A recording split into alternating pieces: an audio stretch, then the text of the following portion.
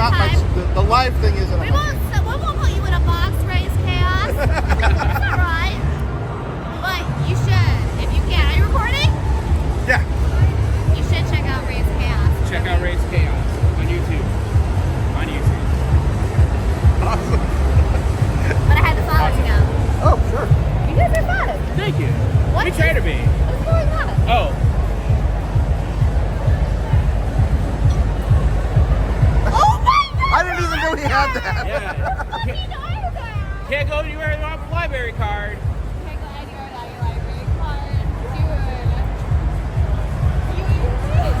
Dude. Welcome back, everybody. My name is Raze Chaos. You've made it back to my channel, and we have got another one of these funny. One of the things I love about doing this YouTube channel is Raze loves to talk about geeky stuff. Raze loves to talk about superheroes.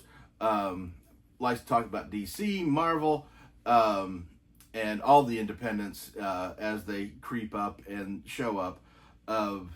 But at the same time, Raze has gone in and out of his collecting, and in later years, I've gotten a bit more selective with what I pick up, because I mean, if you've been reading comics generally for as long as Raze has, either they change the story to the point where you don't recognize it anymore, or they repeat it over and over again, as if, you know, it was their idea the whole time, where it wasn't.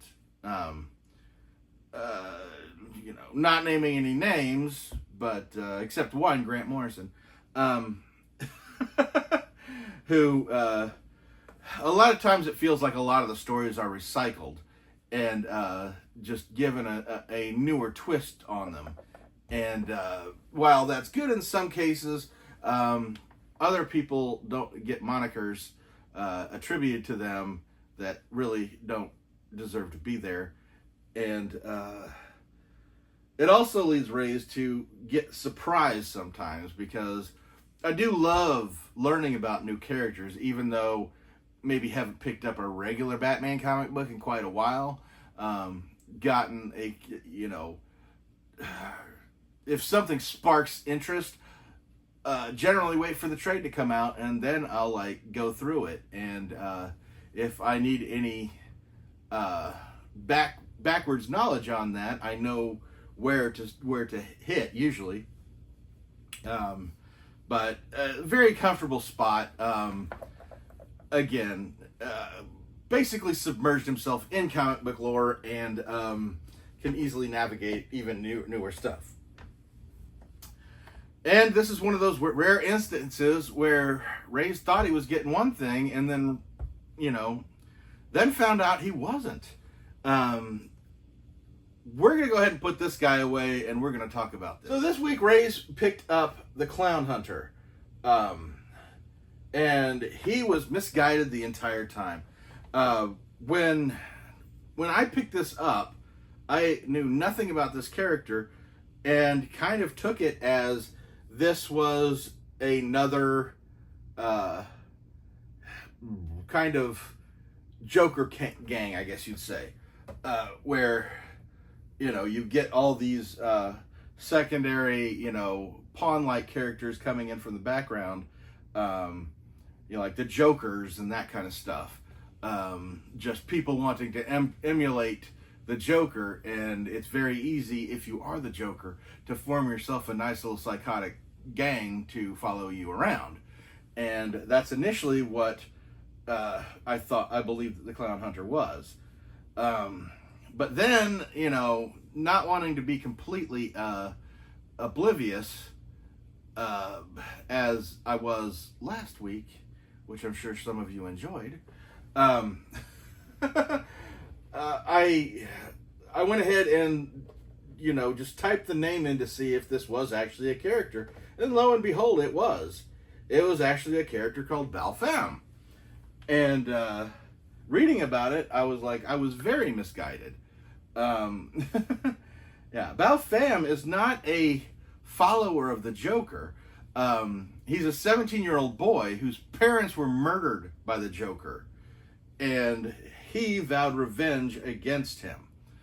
And while he is not, he's on the cusp of being in the Batman family, but he'll never be in there because he is a pretty unskilled 17-year-old who is just purely geared with revenge on one person. He's after the Joker and he wants to stop him. He's not even an ally of Batman, as you know, he doesn't understand why Batman doesn't just kill the Joker, and he's just like, he's gonna do it. And Batman, of course, tends to not to let people into his little group that already have body counts to them, and for being 17, I believe he's got a body count of like 24 at this point, of just people that have gotten in his way when he's trying to get to the Joker. Maybe henchmen, that kind of thing. Just, he wants to eliminate the Joker completely. Very single-mindedly. The kind of single-mindedly a 17-year-old is able to get. So yeah, it was a complete surprise, and it was it just made me want to dig in more to learn more about this character. And while Raze has done a little bit of that, he's not done near as much as he will in the future. It is a newer character, so that's kind of Raze's blind spot to some extent. But for right now, we are going to take this character out, or we're going to take this guy out and have a look at him. Because Raze is sweating like a fat hog yet again. Why it got to be so hot every freaking? You have the Clownhunter, and looking at him closely, yeah, this is a very homemade costume. Not sure exactly what the mask is made of, but it's very obvious that this is a helmet with some flourish on it as far as what he's got on his head. He's wearing knee pads. He's got elbow pads on. He's got a backpack on there to show you exactly or to store anything he may need. And I think the coolest detail on here is actually this baseball bat that has become his signature weapon. It is wrapped with barbed wire, and it looks like it has two pieces of batarang jammed on either end to basically act as claws. But yeah, this is about as homemade as a costume as you could imagine you're going to get. I think it's really cool, and it's a cool look, and it'd be interesting to see what they're going to do with this character, because, like I said, he's got a body count, he's incredibly misguided, and that just leads to very rich stories. So this is one of those characters that I have a feel if handled properly could be a very good one, a very interesting character to teach him the error of his ways, but since his motives were in the right direction, if not misguided in the being fueled by vengeance, and at the same time, you've also got that selfishness that he's not trying to kill the Joker because the Joker kills people. He's trying to kill the Joker because they killed his parents. And so there's plenty of layers to dissect there. And when you've got layers to dissect, that means there are stories that can be told. And I am going to go ahead and keep this video a little bit short, partially because it's so freaking hot, but partially because, yeah, this is yet another character that Raze isn't completely familiar with, but is happy to have him in his little Funko DC universe that he puts together. But let me know down in the comments below if you know much about the Clownhunter, if you've read any of his stories, what you think of him, whether you think they utilize him properly, or if they still haven't quite found how they should use him.